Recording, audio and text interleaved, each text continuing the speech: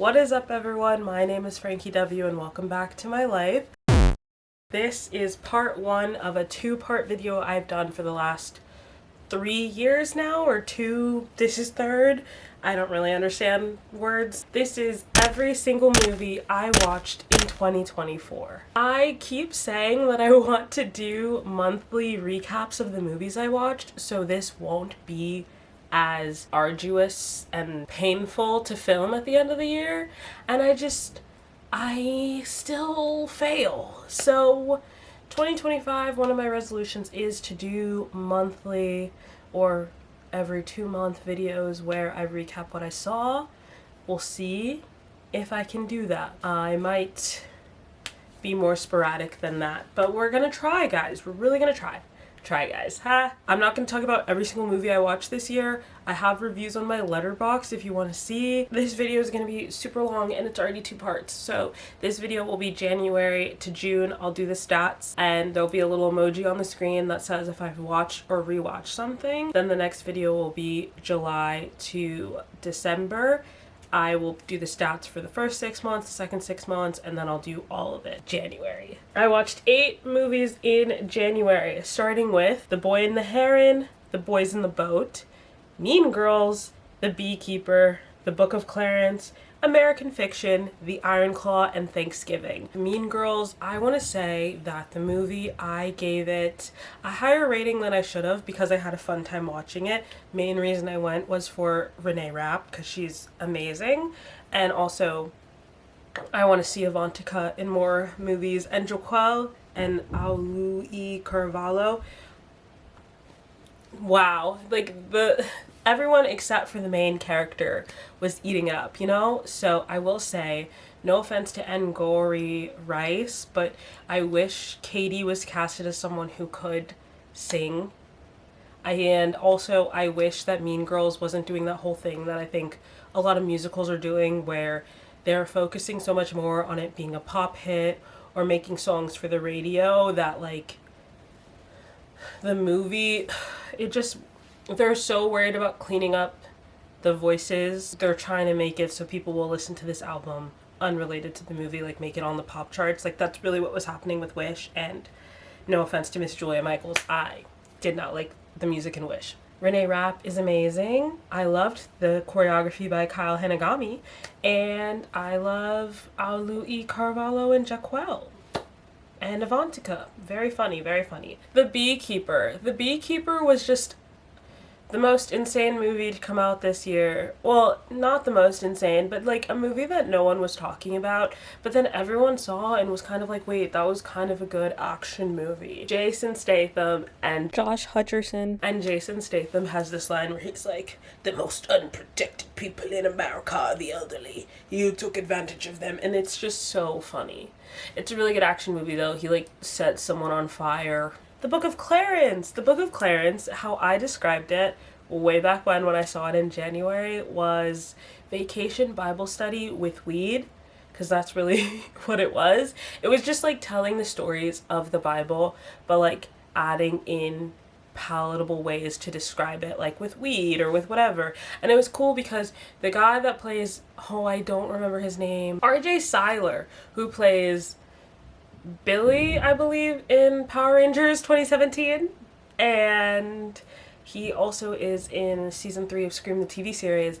It's RJ Seiler, Lakeith Stanfield, Caleb McLaughlin, and like Teyana Taylor's in it, Omar Sy is in it, Benedict Cumberbatch is in it, and at first I didn't really realize why he was in it, and then I watched the movie and I was like, that's freaking hilarious. So yes, this movie is for those who, like, maybe the Bible isn't as palatable for you. This is a good way for you to kind of know the stories with some interchanging of things. And what's funny is I saw Romeo and Juliet yesterday with Kit Connor and Rachel Zegler, and I feel like it made Romeo and Juliet more palatable for me with Gen Z energy, and the way that they were like acting through the scene made it make more sense to me somehow. I don't know.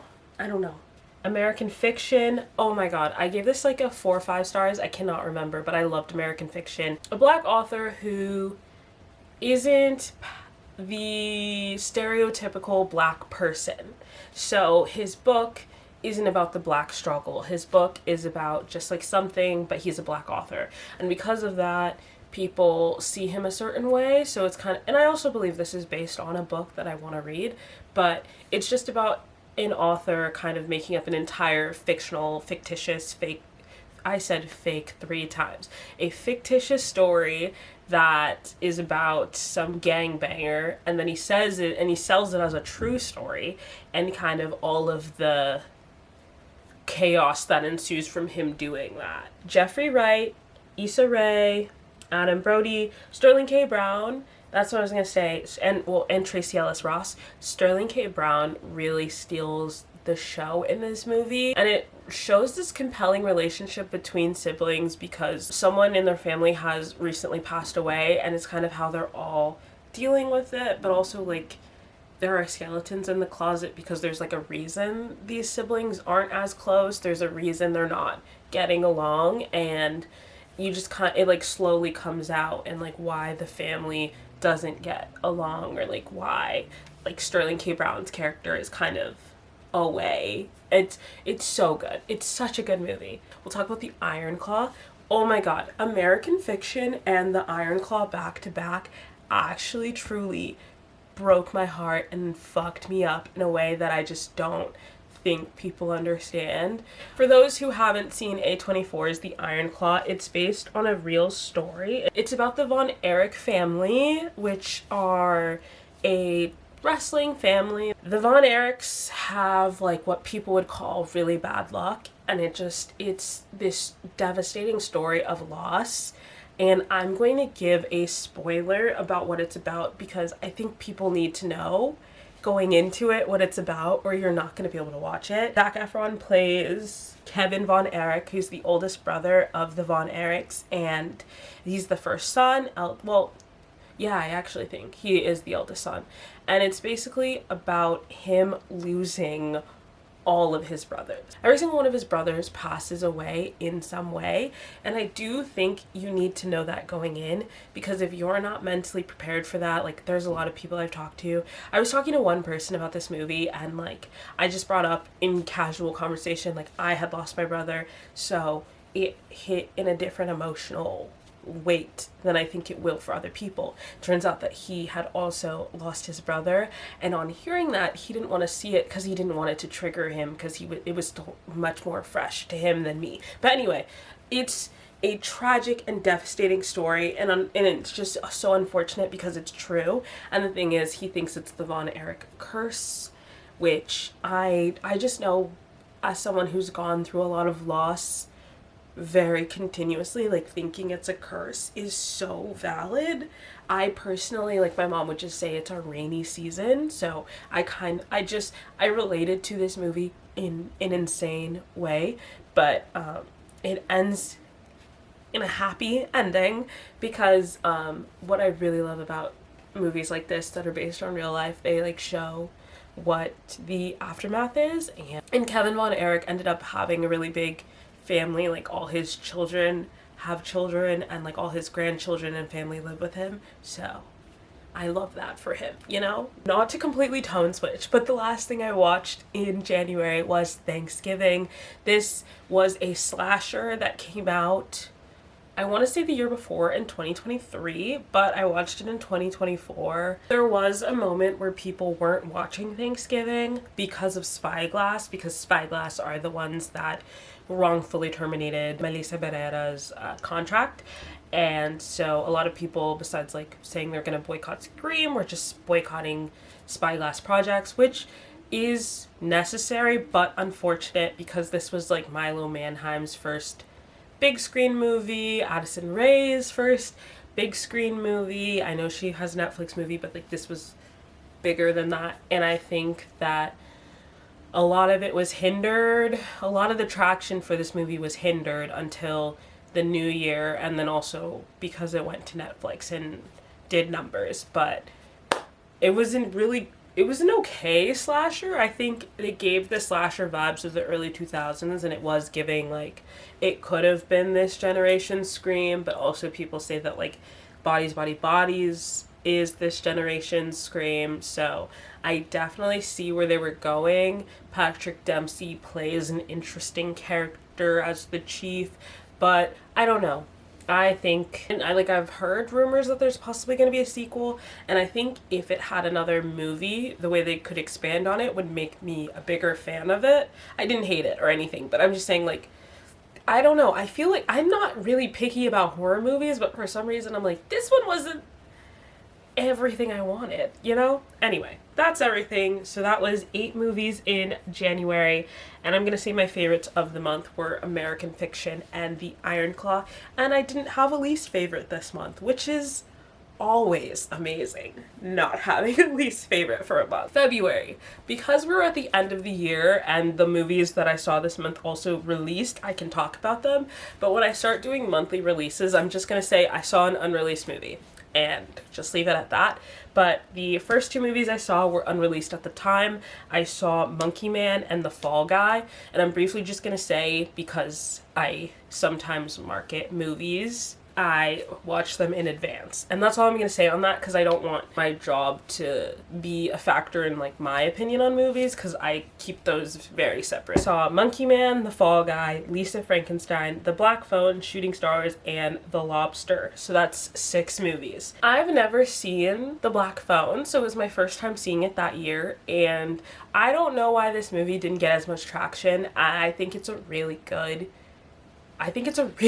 horror movie. I don't know. I thought it was a really good horror movie. I enjoyed it. I don't know why it went under the radar. I think the grabber and like the connotations of what the grabber is or who he could be is so icky and gross. So I don't know. I've seen people thirsting after him, and I think that's weird, but I think Mason Thames does a really good job as a main character, and I'm so glad to see him in more stuff. I will admit, I apologize. I confused him with the boy that plays young Bruce Wayne in Gotham for a while, but now I know they're different. And the only other thing we'll talk about is Lisa Frankenstein, a very loose Jennifer's Body sequel, is what some people are saying, that it's in the same universe as Jennifer's Body. I think that's what Coyote actually said. I don't even know how I fully felt about Lisa Frankenstein. It's like so camp, and I loved how camp it was. I also love that specific depiction of the 80s, where it was like late 80s, so you could see the 90s influences starting to come in, and it was more grunge than like super pink and bubblegum and vibrant. I just like Catherine Newton, and I think she's gonna be a really good contender for a Scream Queen, because she has this, Abigail, and Freaky under her belt, at least now. And I do love that she's a horror icon like that, you know? So my favorite movie of the month was The Black Phone, and I don't have a least favorite for this month, but if I did, it would be The Lobster, I'm gonna say. Sorry. Next we have March. So in March I saw 5 movies, including Perfect Days, Ordinary Angels, Teenage Mutant Ninja Turtles Mutant Mayhem, Shirley, and The American Society of Magical Negroes. Perfect Days actually released in December of 2023, so I think a lot of people were seeing it in early 2024. And it's just a beautiful movie about a man who works at as a sanitation public bathroom cleaner, and just how he finds joy and life, and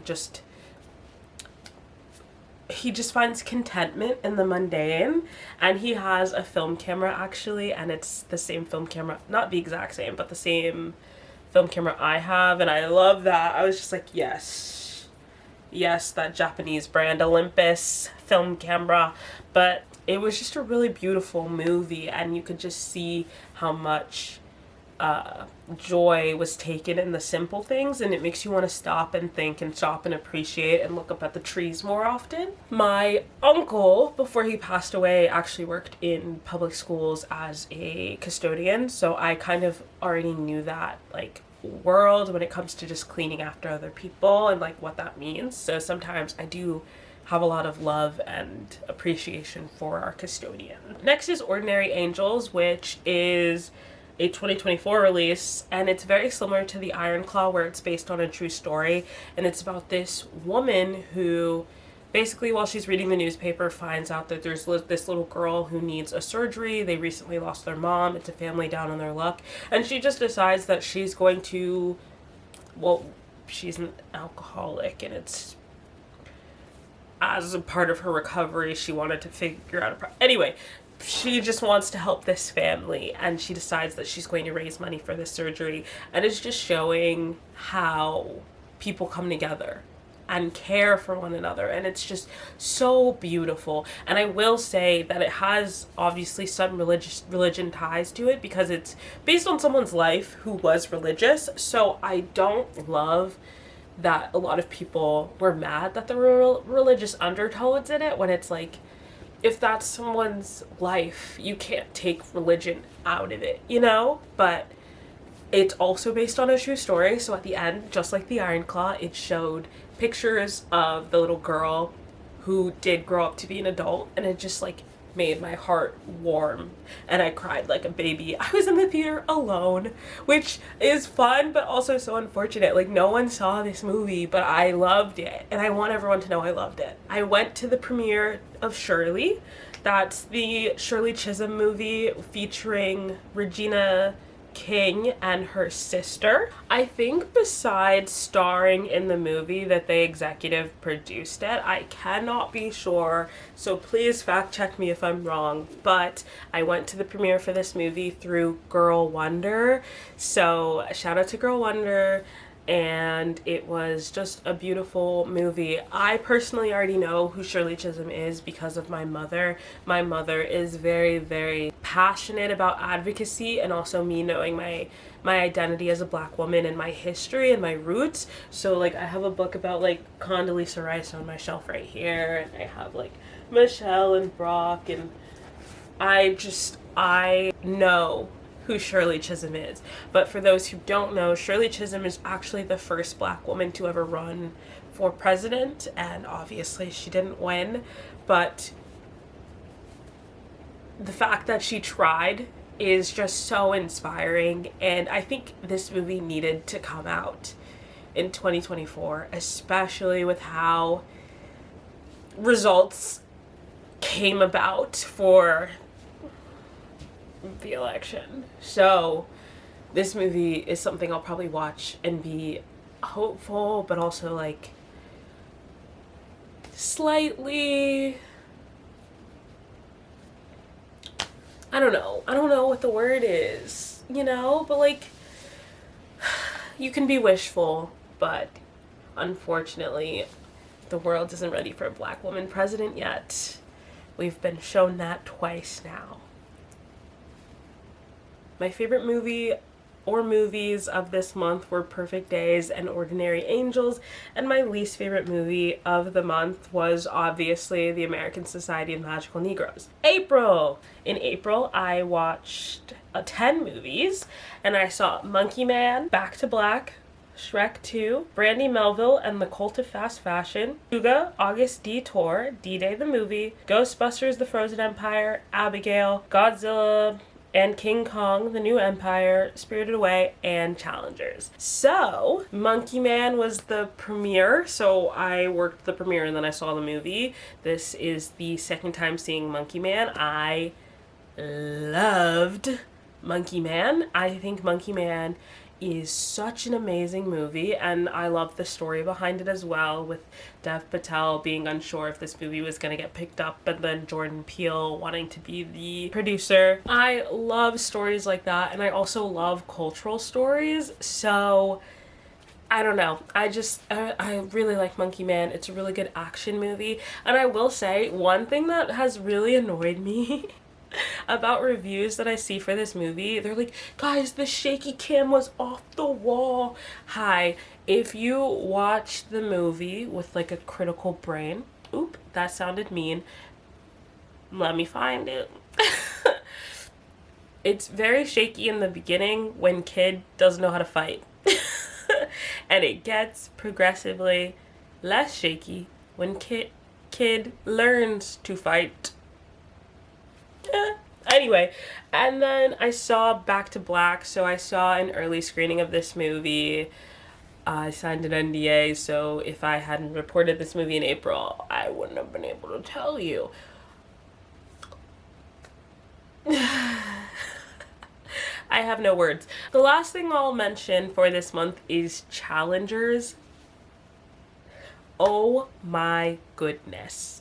What an amazing movie. I will say I docked it a star for the audio mixing.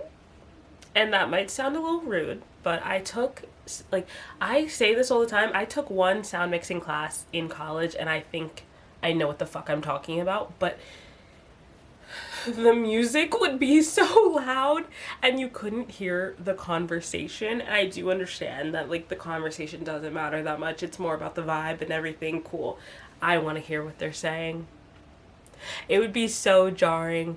I would be like, they'd be talking and the music would blare and I'd be like, what is happening? But besides that, love the movie. I know a lot of people are probably like, why did people obsess over that movie? I don't even think it's for the sexual tension love triangle, because there was more sexual tension between the two boys than there were between them and Zendaya, but that's besides the point. I love the behind the scene photos of it too, especially that one photo of Mike Feist with his legs crossed and Zendaya with her man spread. I think that's one of my favorite photos to come from it. And I do love the soundtrack. Don't get me wrong. I'm gonna get that soundtrack on vinyl. I did enter that little giveaway Sony was having, but I don't think I won. But I will be buying that soundtrack. So keep in mind for that record haul. Those were the movies I watched in April. There were 10. My favorites were Monkey Man and Challengers, and my least favorite was May. In May, I saw 11 movies. We saw Late Night with the Devil, The Fall Guy, Arrow, Kingdom of the Planet of the Apes, Civil War, Nausicaa of the Valley of the Wind, Castle in the Sky, Babes, Twisters, unreleased. I saw The TV Glow, and Haikyuu, The Dumpster Battle. So, Late Night with the Devil, I know there was a lot of controversy with that movie, specifically because there was the use of AI in the title cards. At first, when I saw the movie, I didn't know about the AI conversation. I also didn't know where the AI was used, and I kept trying to like figure it out. Finding out that it's the title cards makes me be like, okay, you could have just hired a graphic designer because the title cards kind of sucked. Anyway, great movie. Besides that, very freaky. However, I will say the format of the movie like kind of stops working because it's all supposed to be found footage from a a late night TV show, its last episode that never aired. And then we have this black and white footage that's supposed to be the behind the scenes camera. And I don't think that the executive producer and the person who runs the show, I'm so sorry, I'm forgetting his name right now. I don't think that he would sit there in front of camera be like, Christu's dead. You don't think they would have told them the camera to get out the way? Tarot. The monster designs were very interesting, very cool. Oh, it's lightning. I saw lightning, girl. Zeus! For tarot, the monster designs were cool. They weren't scary, but they were cool. Something about tarot is I did love the movie because I think it was a new and unique concept. I do think that it should have been less of a horror and more of a horror comedy, because the real people they should have been trying to get were the astrological bitches like my best friend Catriona, and she's never gonna see this movie because it's a horror movie. And if I say it's not that scary, she's still gonna be scared. It doesn't matter. Our gauges of scary, not scary are not the same. So I think they should have made it a horror comedy and their audience would have been there for this movie, because I was sitting there like, what? Kingdom of the Planet of the Apes. I'll be honest with you guys. I don't think I'm the biggest Planet of the Apes fan. This movie brought me in. My godmother loves the Planet of the Apes movies. And I think this movie, like I remember seeing on Letterboxd when this movie came out, everyone rewatched the other ones. I think I kind of want to rewatch them all again and like just rank them. We'll see if I do that. I'm not doing like a Monkey Mondays or anything like that, but just seeing, I might rank them. Civil War. I personally, like, I get the themes of this movie. I do. However, I do want to say it is unrealistic for Jessie, the like Gen Z photographer with her film camera. The most important shot in the movie, it looks like it's happening as a snapshot. And that's not how film works. Specifically because she has a wind up. So she has to go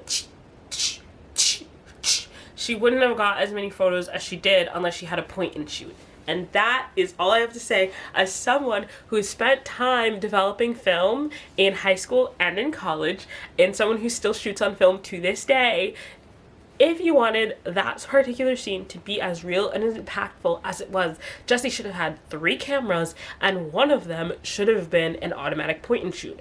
Obviously, that one is used in sparingly because batteries and charging and whatever, but it just doesn't make sense for her to not have a point and shoot for the photos that she got. That's all I have to say about that.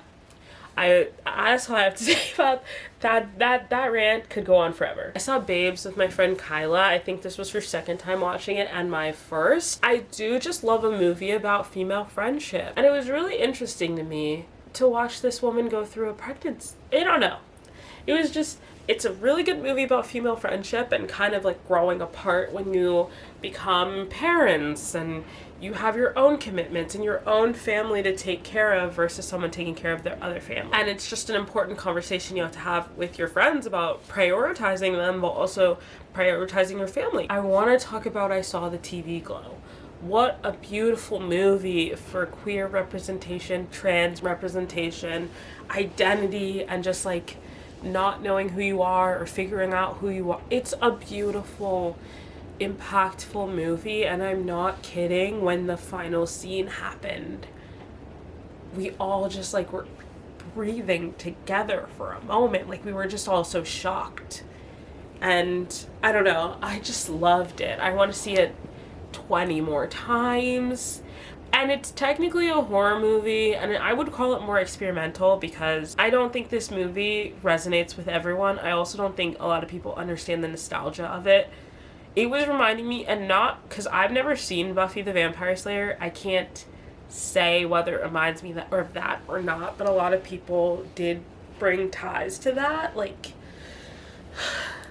I don't know. It reminded me of a nostalgia of something I miss or something I lost, but I couldn't fully put a name to it. And I don't know. It was just a beautiful and tragic movie, and I loved it. I loved it so much. And Justice Smith does an amazing job. So does, oh my god, so does his co-star though. Bridget Lundy Payne. Bridget Lundy Payne and Justice Smith, simultaneously, the two of them, but also Ian Foreman, who plays a young Justice Smith. Oh my god, they just do an amazing job. That's all I have to say. It was an amazing movie, and I was moved.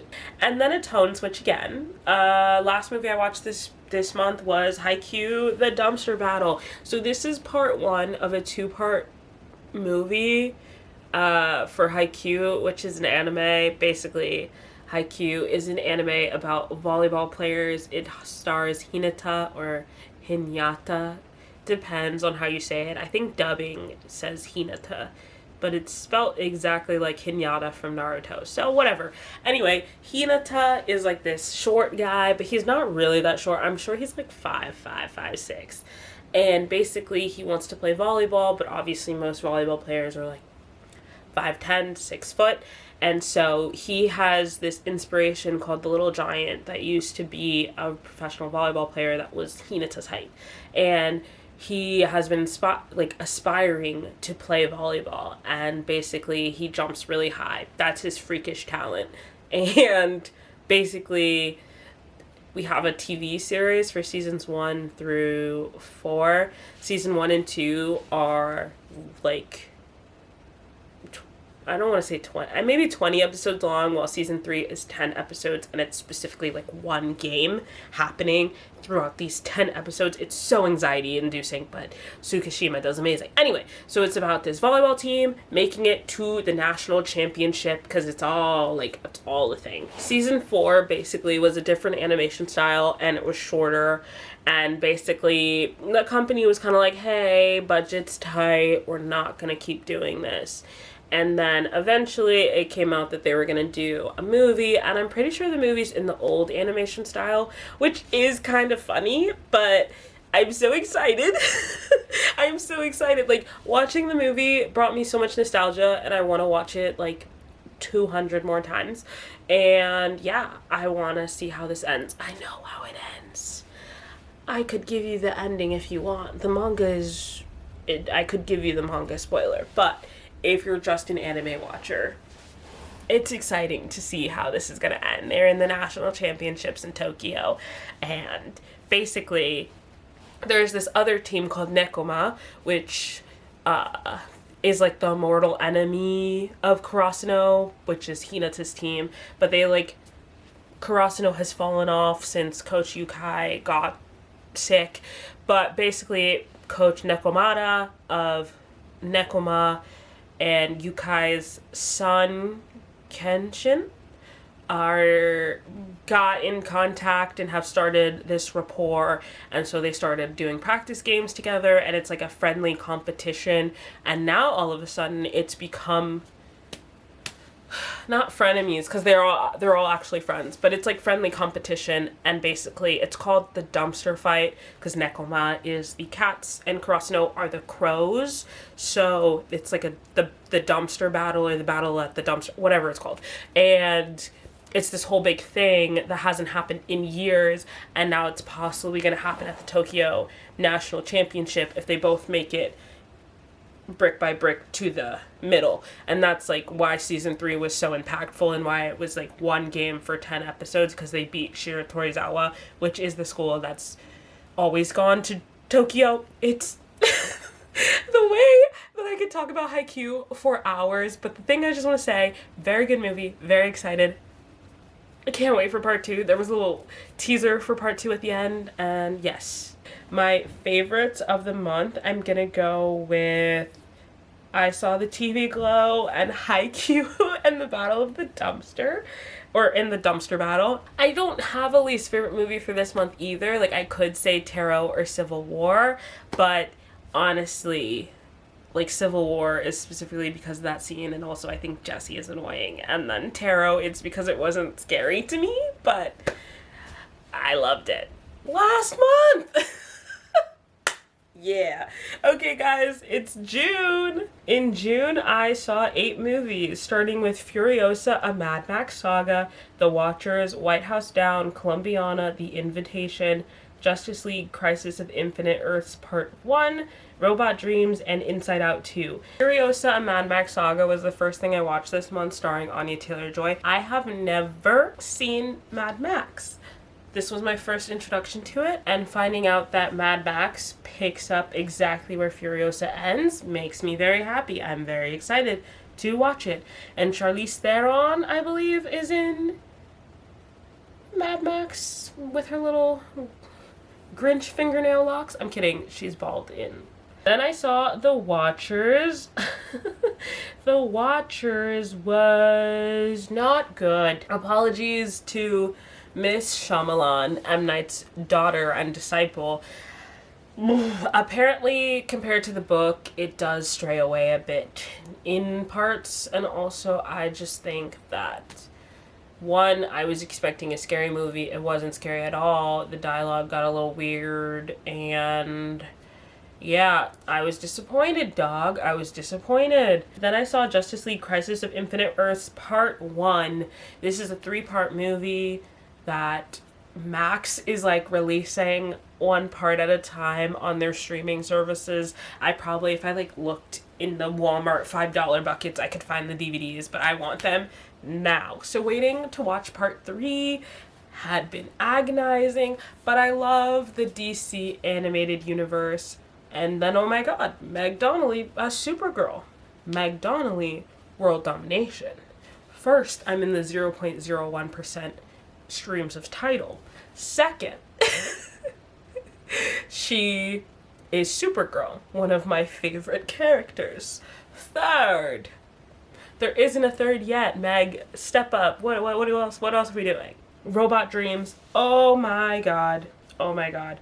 Robot Dreams, theatrically released in 2024, but it's a 2023 release. It's a French and Spanish release, so it's like a little international.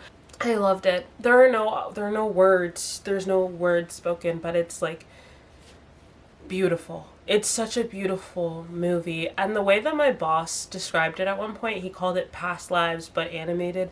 I haven't seen Past Lives, but if that means anything to you, I think that's another reason to go see it. I want to buy the little figurines they have. I'm gonna buy them. I've been debating on it for months. I'm gonna buy them. And I don't know. It's just a beautiful movie about right person, right time. Also right person, wrong time, and wrong time, right person. And just like these beautiful relationships that get built and like what they mean to people, and just like I think I cried. Oh my god. I think I cried in that theater as well, but it was a beautiful movie. It was honestly, if you go in it not knowing it's gonna hit you in your emotions, it's a little shocking. It's a little jarring, but it was a beautiful movie and I loved it. My favorite movie I saw, I'm gonna go with Robot Dreams. And my least favorite movie of the month, The Watchers. I stepped away for a second, did some calculating, and now I can give you the stats. So, for the first half of January to June, for every movie I watched in 2024, I had seen 48 movies. 27 of them released in 2024. 3 were unreleased. 2 I saw at premieres. 9 were 2023 releases. 9 were released in 2022 or before. 9 were animated movies. 4 of the movies I had seen before, and 2 were rewatches of movies that released that year, which means like I'd seen it once that year and then saw it again, which is a new category that I did make specifically because I saw Wicked 5 times, I think. Maybe? So those are the stats, but those are every single movie that I watched in 2024, part 1 for January to June. Check back in a week or two for part 2, where I talk about every movie I watched from July to December. I will say I'm filming part 1 on December 31st, and I've already added A Nonsense Christmas as something I watched literally today. So I didn't hit my goal, which was 182 movies, spoiler, but I did break the 100 mark again. So thanks for watching. Bye.